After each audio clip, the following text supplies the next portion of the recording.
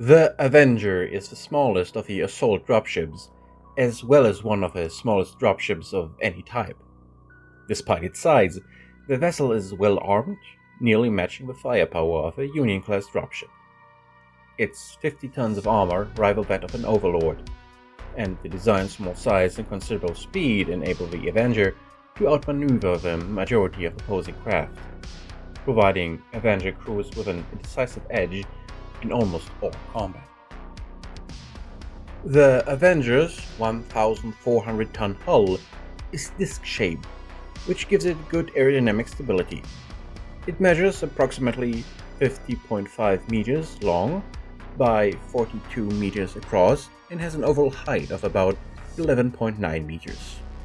When viewed from a distance, the Avenger can be easily mistaken for House Liao's TR-7 Thrush aerospace fighter, a mistake that has cost many enemy pilots their lives.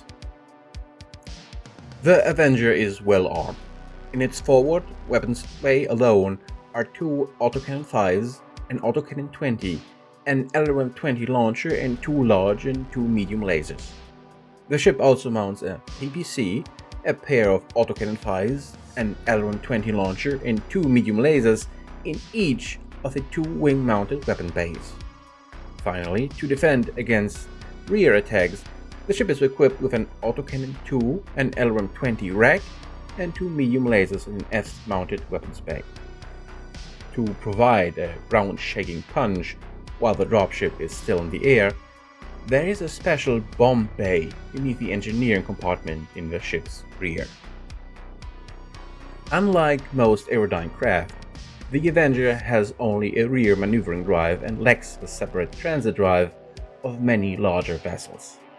This means the Avenger's interior must be reconfigured each time it enters or exits atmosphere. In atmosphere, up is towards the Avenger's vertical stabilizers, while in space, up is towards the ship's nose. As a result, the craft is sparsely furnished with fittings that can easily be altered to match the craft's orientation. Similarly, the craft's accessways are designed for use in either orientation. A ladder mounted in one wall provides an additional means of extending the shafts when the craft is in space. When on the ground, the crew compartment is composed of a single 6-meter high deck, which is divided into many 3-meter wide compartments. During interplanetary transit, when apparent gravity is oriented towards the back of a ship, these compartments become individual decks and the ship's corridors become long vertical shafts. A sturdy fold-down lift is attached to one wall of a shaft, which is the ship's ceiling when on the ground.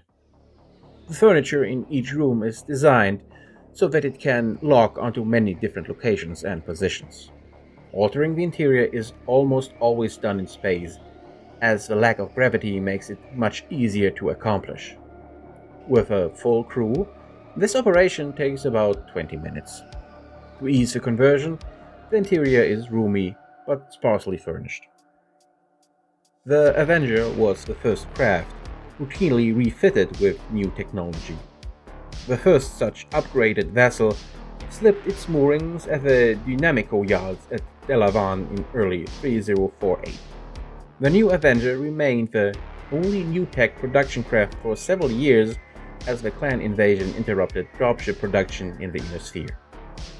In 3053, Dynamico negotiated a deal with the Defiance Industries of Hesperos II, along the Inner Sphere's premier weapons producer, to expand its range of products. The two firms then unveiled a joint refitted version of the Avenger 2 years later. As with most other craft, the vessel's weaponry has been the premier area of refitting. Each set of twinned AC-5 autocannons in the nose and the wings has been replaced with a Gauss rifle, which provides increased firepower and range without causing extra heat.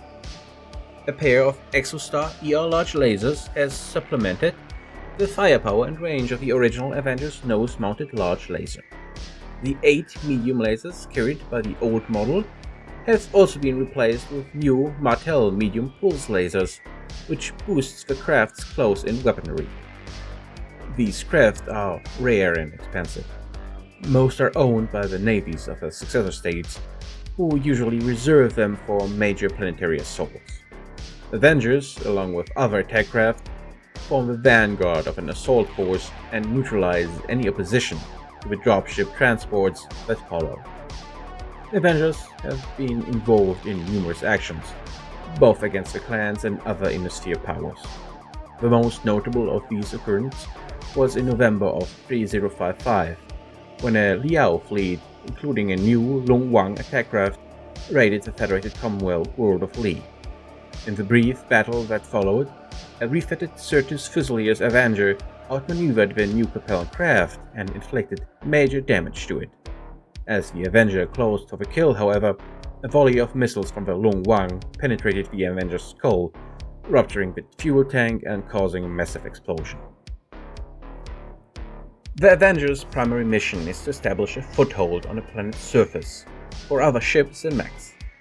This usually involves a bombing run, which the Avenger accomplishes using 20 tons of standard freefall bombs. After the run, the ship locates an acceptable landing zone, lands, and forces enemy units out of its weapons range. Once a clear zone has been established, mechs and combat dropships land and ensure that the area is free from intense enemy fire before the troop ships and cargo transports arrive. Once matters are well in hand, the Avenger is often sent out to establish landing zones for other ships, or to sit on call in orbit. The Avenger is a very rare ship. Because it is considered wasteful to use the Avenger for anything less than a major battle, the attrition rate for these ships is high. To date, the Federated Suns is the only successor state that has been able to keep up enough Avenger production to replace combat losses.